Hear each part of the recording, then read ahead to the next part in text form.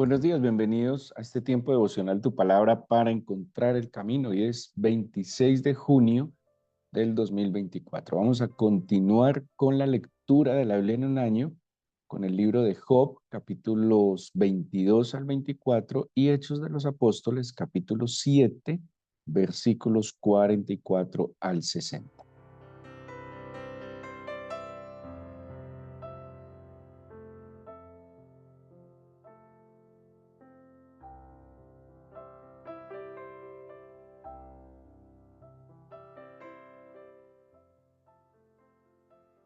Les mencionaba un par de días atrás acerca de el capítulo 7 de Hechos, donde vemos una apología de Esteban, una defensa de la fe de Esteban, pero lo está haciendo desde la escritura. Ese era el método evangelístico más común que utilizaban los apóstoles para evangelizar a los judíos. Hablo de los judíos creyentes o incluso aquellos que se conocen como prosélitos, que eran gentiles convertidos al judaísmo. Una característica de aquel o del practicante de la religión judía es que se supone que estudia las escrituras, que conoce las escrituras, así que para poderles argumentar acerca del Mesías, pues tenía que acudir precisamente a las escrituras. Si usted ha tenido la oportunidad de leer el capítulo 7, va a encontrar mm, una especie de resumen de los acontecimientos más importantes del Antiguo Testamento que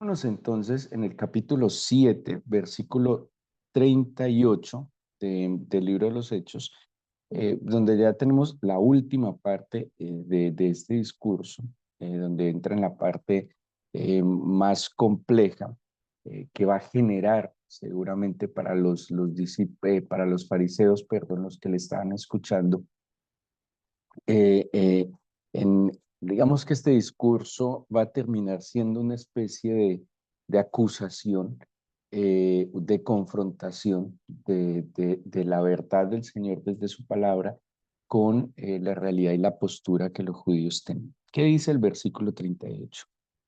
Este es aquel Moisés que estuvo en la congregación en el desierto con el ángel que le hablaba en el monte Sinaí y con nuestros padres, y que recibió palabras de vida que darnos. Vamos a partir de esa expresión que me parece muy importante en el desenlace final de este discurso. ¿Qué recibió Moisés? Bueno, Moisés era una figura en gran manera respetable, era el gran profeta de Israel. Y este Moisés, el gran profeta de Israel, está diciendo aquí Esteban que recibió palabras de vida que darnos, ¿sí? ¿Qué son esas palabras de vida? Pues la Torá, las leyes, los preceptos, los mandamientos, pero también desde el monte Sinaí, Moisés recibió palabra profética más segura, ¿sí? Que luego por la tradición oral fue escrita, y de esto hubo 10 mandamientos escritos en una tabla de piedra que, como dice el mismo texto bíblico, fue escrito por el dedo de Dios. Pero ojo con esto, ¿qué recibimos de Moisés? Palabras de vida que darnos. O sea, Moisés recibió unas palabras de vida que le transmitió al pueblo. Pero ¿qué hizo el pueblo con esas palabras de vida? ¿Sí? Y es lo que va Esteban a explicar al final de esto. Por eso sabemos que el desenlace de esta historia es que Esteban lo terminan asesinando de la ira, y dice que ellos experimentaban gran enojo al escuchar las palabras de Esteban, porque Esteban está confrontando toda su realidad religiosa. Y Esteban está diciendo, bueno, ustedes que se jactan tanto de ser el pueblo del libro, ustedes que se jactan tanto de tener la luz de la escritura, ¿ustedes qué hicieron con esas palabras de vida? Y me llama mucho la atención esa expresión, palabras de vida. O sea, que si alguien rechaza estas palabras de vida, está expuesto ¿a qué? A la muerte, ¿sí? Pero si alguien acepta, recibe estas palabras de vida, pues, ¿qué son?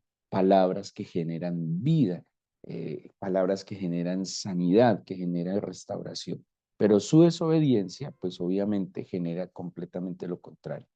¿Qué hicieron los ancestros del pueblo de Israel? Según Esteban, dice, versículo 39, al cual nuestros padres no quisieron obedecer, sino que le desecharon y en sus corazones se volvieron a Egipto. Tres cosas muy graves que hace el pueblo de Israel a pesar de haber recibido palabras de vida. Primero, no quisieron obedecer. Y yo no sé, usted qué piensa, pero podríamos confrontar no solo esa situación del pueblo de Israel en el pasado, sino muchas veces también de la iglesia del Señor, que asimismo lo que ha hecho el Señor Jesucristo a través de estos años, desde que estableció, digámoslo así, la evangelización, el Señor Jesucristo es aquel que ha dado a conocer palabras de vida. Pedro le dijo al Señor Jesús, Señor, ¿a quién iremos?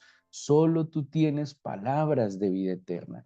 El Señor, cada palabra que sale del Señor es para vida, para restauración, para sanidad. Pero ¿qué pasa con muchas veces con aquellos que le escuchan? Dicen, no quisieron obedecer. Mire, si solo habláramos de los 10 mandamientos. Si hablamos de los 10 mandamientos, el primer mandamiento es digámoslo así, un filtro de entrada. Cuando Éxodo 20 está hablando de los 10 mandamientos, el primer mandamiento no es simplemente como seguramente nos lo enseñaron en la tradición católica de amarás al Señor con todo tu corazón. El primer mandamiento tiene como varias connotaciones. Primero, que no tendrás dioses ajenos delante de mí. En ese mismo primer mandamiento está, no te harás imagen ni ninguna cosa semejante de lo que está arriba en el cielo, ni abajo en la tierra, ni en las aguas, en el cielo, ni debajo de la tierra, ¿sí? Y ya luego dice, no te inclinarás a ellas, ni les honrarás, porque yo el Señor, o sea, de entrada está diciendo, usted solo puede tener en su corazón amor, temor, respeto y obediencia hacia el Señor.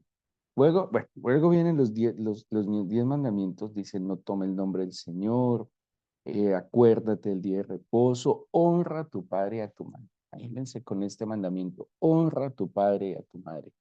Es que honrar al padre y a la madre es, de alguna manera decirlo, darle un lugar especial. ¿Sí? ¿Y qué implica honrar al padre y a la madre? Obedecerle, amarle, respetarle, digámoslo así, eh, ser gratos delante de Dios para los padres, ¿sí? Entonces, cuando dice desechar, no quisieron obedecer, es que abiertamente, conociendo las palabras de vida eterna, se fueron en contra de las palabras de vida eterna. Entre esta y otras cosas, hablaba de la justicia social, de cómo tratar al prójimo, bueno, muchísimas cosas que ellos no quisieron obedecer. Pero los acusa además Esteban y dice pero la desecharon, o sea, desecharon a Moisés. Y desechar a Moisés, ¿qué implicaba? Desechar las palabras de vida que Moisés les estaba dando. O sea, no obedecen, que ya es delicado, pero además lo desechan. Y viene una tercera actitud terrible en el corazón del pueblo de Israel y dice, se volvieron en sus corazones a Egipto. ¿Sí? Miren lo que aclara Esteban. Se volvieron en sus corazones. O sea, que a pesar que estaban camino a la tierra prometida, en sus corazones empezaron a anhelar las cosas que tenían en el pasado. ¿Sí? Esto es muy fuerte porque muchas personas están caminando en el cristianismo, pero con su corazón en el pasado, ¿sí? Con su corazón en la vida del pasado. Y la vida del pasado no hace referencia a una vida apartado delante del Señor, a una vida donde carecíamos de las palabras de vida. Es que las palabras de vida implican una responsabilidad. es que las palabras de vida implican una determinación. Es que las palabras de vida, si bien producen vida, pues son unas palabras que demandan de nosotros un esfuerzo. Le dijo el Señor a Josué, esfuérzate y sé valiente. ¿Para qué? Para poner por obra mis palabras. ¿Sí? Las palabras de vida del Señor que generan vida, pues obviamente demandan que vayamos un poco más allá. ¿Sí? Nos saca definitivamente de la comodidad y demanda sí o sí esfuerzo, le decía el Señor a Moisés, esfuerzo y valentía. Dice, pero ustedes ni las quisieron obedecer, ni las desecharon, y además en sus corazones volvieron a Egipto. Y aquí hay una indicación muy clara que da Esteban en qué se volvieron en sus corazones Egipto. Y dice en el versículo 40, dice así, y en sus corazones se volvieron a Egipto, terminando el 39, dice el 40, cuando dijeron a Aarón, haznos dioses que vayan delante de nosotros, porque a este Moisés que nos sacó de la tierra de Egipto, no sabemos qué le haya acontecido. ¿En qué se volvieron sus corazones a Egipto? En hacerse dioses. Venían de un pueblo donde eran esclavos y un pueblo que era idólatra, ¿sí? Era un pueblo que adoraba muchos dioses. Imagínense, ellos en el desierto, viendo las maravillas que el único Dios del universo había hecho, en sus corazones volvieron a sus antiguas creencias. No sé, es como si un cristiano le da por leer cartas de nuevo, ¿sí? Que le lean las cartas. Es como si un cristiano le da de nuevo por, no sé, subir a Cristo Rey descalzo para pagar promesas, ¿sí? Es volver atrás a las prácticas religiosas del pasado, pero también a prácticas idolátricas. No sé, eh, colocar en el centro de su vida a un hijo, al esposo, a la esposa, no lo sé, pero habla de que en sus corazones volvieron atrás como haciendo hoy cosas del pasado, ¿sí? Porque vuelven a hacerse dioses hoy, los dioses a los cuales se sometían en el pasado. Pero dice además el versículo 41, entonces se hicieron un becerro y ofrecieron sacrificio al ídolo y a las horas de sus manos y en las horas de sus manos se regocijaron. Mire, en las obras de cuáles manos se regocijaron, de sus propias manos. O sea, ya no se regocijaban en las obras de las manos del Señor, sino que se regocijaban en las obras de sus propias manos. Ellos encontraron satisfacción en lo que hacían con sus manos, que era idolatría, y no en la obra del Señor. Dice el versículo 42, y Dios se apartó y los entregó a que rindieran culto al ejército del cielo, como está escrito en el libro de los profetas. ¿Acaso me ofrecisteis víctimas? Y esto está en Miqueas capítulo 5 a propósito. ¿Acaso me ofrecisteis víctimas y sacrificios en el desierto por 40 años, casa de Israel? Antes bien llevasteis el tabernáculo de Moloc y la estrella de vuestro dios Renfán, figuras que os hicisteis para adorarlas. Os transportaré pues más allá de Babilonia. Entonces, ¿cómo se volvieron a Egipto en su corazón? Se hicieron dioses, rindieron culto al ejército del cielo, o sea, sol, luna, estrellas, y dice además que llevaron el tabernáculo de Moloc. ¿Qué contradicción? Esto es muy tenaz porque, o sea, tenían el tabernáculo de Moisés, pero también llevaban el tabernáculo de Moloc, ¿sí? O sea, jugaron como a dos bandos y aquí está Esteban diciéndoles a ellos, eso hicieron sus antepasados. ¿Qué hicieron con las palabras de vida? No las quisieron obedecer, las desecharon, se volvieron a Egipto. ¿En qué aspectos? En que se hicieron dioses, en que dieron culto al ejército del cielo y además llevaban el tabernáculo de Moloc y este Renfán, ¿sí? Ahora, ¿qué más les va a decir Esteban en contra? Entonces, listo, ellos podrían excusarse, si es que Moisés se había ido, es que no nos daba comida, es que estábamos cansados del maná, es que a veces no teníamos agua. Pudieron haber argumentado lo que quisieran para justificar el por qué habían dejado las palabras de vida. Pero dice luego Esteban en el versículo 44, tuvieron nuestros padres el tabernáculo del testimonio en el desierto. Esto sí es muy delicado, porque les está diciendo Esteban, o sea, les está quitando cualquier tipo de excusa para haber desobedecido, desechado y haberse vuelto en su corazón a Egipto, porque le está diciendo, ustedes tenían el testimonio en medio de ustedes.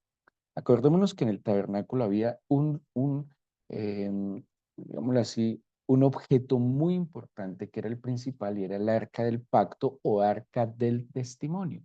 Y esta arca del testimonio contenía en su interior tres cosas muy importantes: una porción de maná, la vara de Aarón que había reverdecido y las tablas de la ley. ¿Sí? O sea, estas tres cosas resumían en sí el testimonio de la presencia del Señor en medio de su pueblo.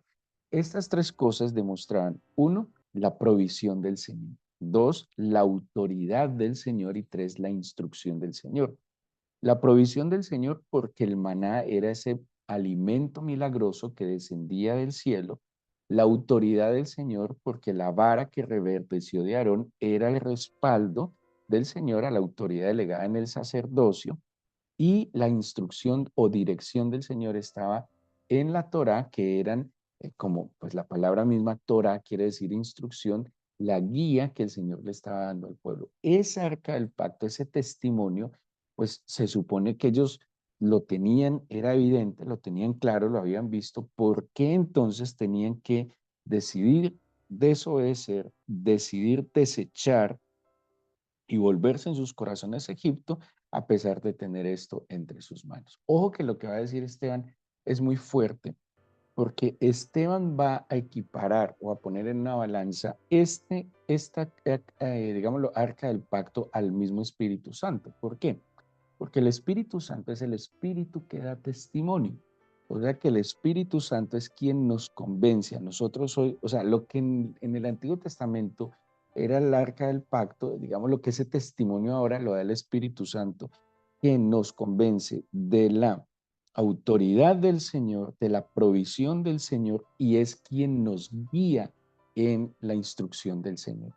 Por eso él va a decir más adelante que sus padres, los ancestros del pueblo judío, cuando reciben la palabra de vida, están, y ya lo vamos a ver, están resistiendo en sí al Espíritu del Señor, porque el Espíritu del Señor en el Antiguo Testamento se manifestaba a través del arca del pacto. De hecho, el arca del pacto era la misma presencia del Señor. El arca del pacto era, hay una palabra que es Shejinah, es como la manifestación de la presencia, de la gloria del Señor. Era el testimonio, la dirección, la provisión, la autoridad del Señor. Y ellos, a pesar de tener el arca del pacto, el testimonio en este tabernáculo, decidieron resistir al Señor. Luego dice, y voy a hablar un poco, perdón, de David y de Salomón. Y aquí hablando de David y Salomón, le dice, bueno, que Moisés lo había ordenado, lo hizo conforme al modelo, luego que lo introdujeron a la tierra prometida cuando tomaron posesión. David tuvo el sentir de edificar el templo, pero no lo hizo David, sino Salomón. Y ojo con el 48 al 50, que es como una aclaración. Dice, si bien el Altísimo no habita en templos hechos de mano, como dice el profeta, ¿sí? O sea, no hay manera de meter al Señor en un espacio físico. Y dice, el cielo es mi trono, la tierra el estrado de mis pies. ¿Qué casa me edificaréis? Dice el Señor. ¿O cuál es el lugar de mi reposo? Versículo 50, ¿no hizo mi mano todas estas cosas? O sea, cuando Salomón está consagrando el templo, claramente dice, sí, Señor, es que ni los cielos de los cielos te pueden contener, mucho menos esta casa que hemos construido para ti.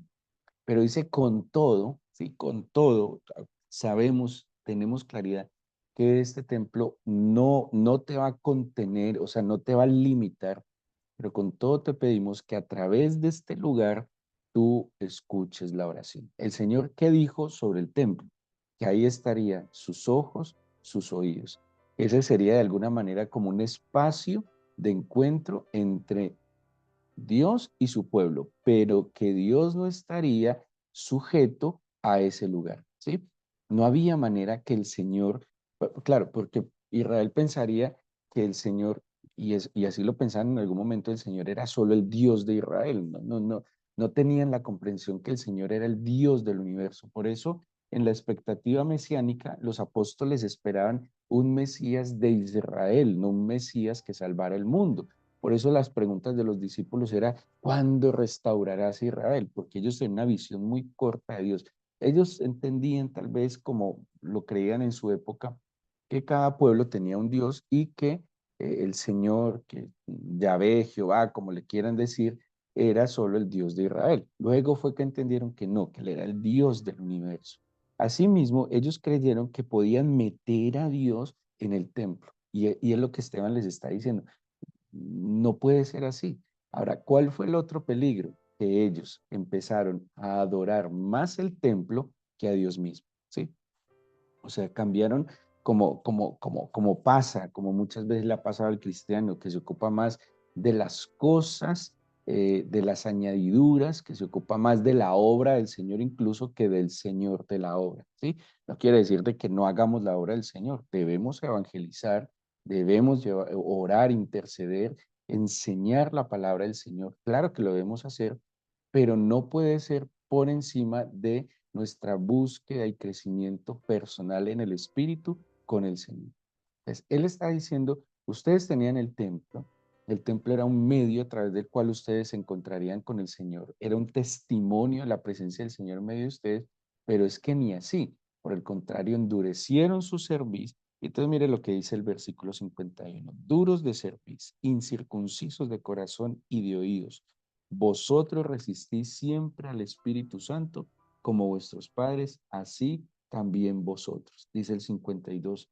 ¿A cuál de los profetas no persiguieron vuestros padres y mataron a los que anunciaron de antemano la venida del justo, de quien vosotros ahora habéis sido entregadores y matadores? Vosotros que recibisteis la ley por disposición de ángeles y no la guardasteis. Ahora, además de que este pueblo recibe las palabras de vida y no quieren obedecer, la desechan, se vuelven en su corazón a Egipto. ¿Qué hacen acá? Persiguen y matan a los profetas. ¿Sí? Persiguen y matan a aquellos que trataban de instruir, de enseñar las palabras de vida, ¿sí? Porque las rechazaron.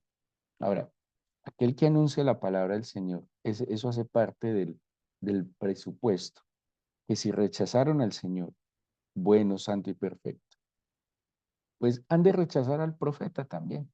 Por eso un precio que debe pagar aquel que anuncia las palabras del Señor, aquel que enseña las palabras del Señor, aquel que instruye las palabras del Señor, es que lo persigan e incluso que lo maten.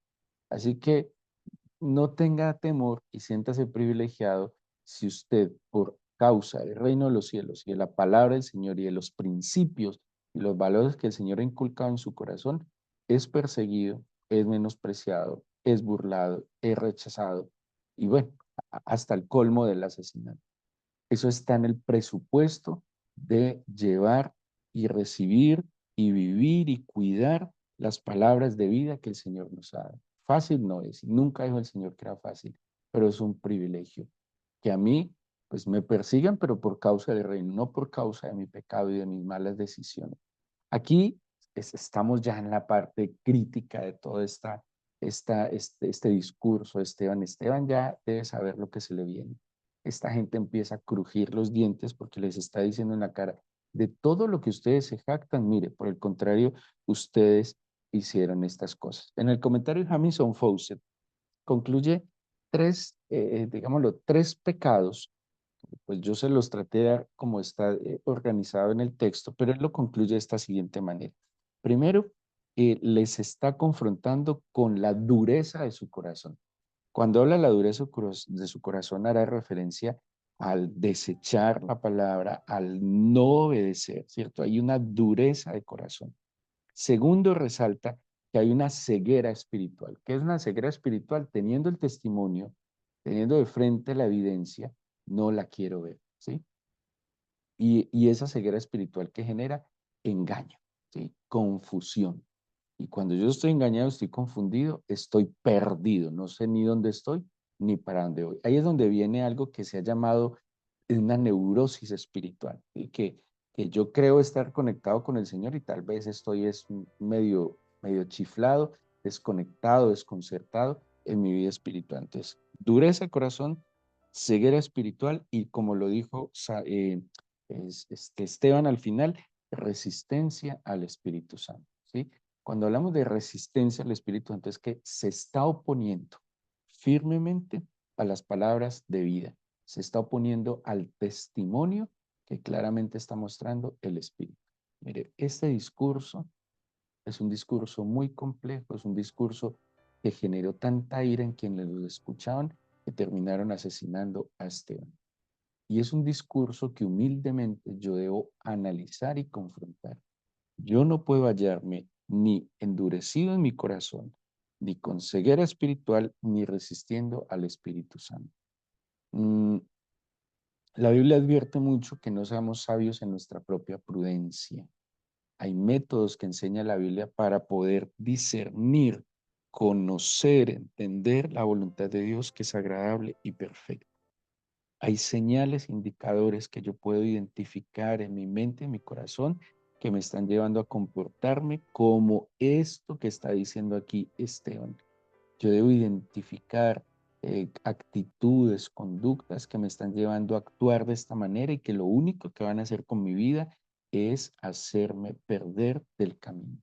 Yo debo coger la palabra del Señor y confrontarla con mi realidad y pedirle al Espíritu del Señor que traiga luz para que yo pueda entonces, pues, encaminarme de nuevo si es necesario. Y si estoy encaminado, pues que el Señor me proteja y me guarde. ¿De qué? Que mi corazón se endurezca, que venga ceguera espiritual a mi vida o que me resista al Espíritu Santo. ¿Qué debo hacer? Atender las palabras de vida, decidir obedecer las palabras de vida, no desechar de ninguna manera, así no sea muy agradable, así no sea lo que quiero.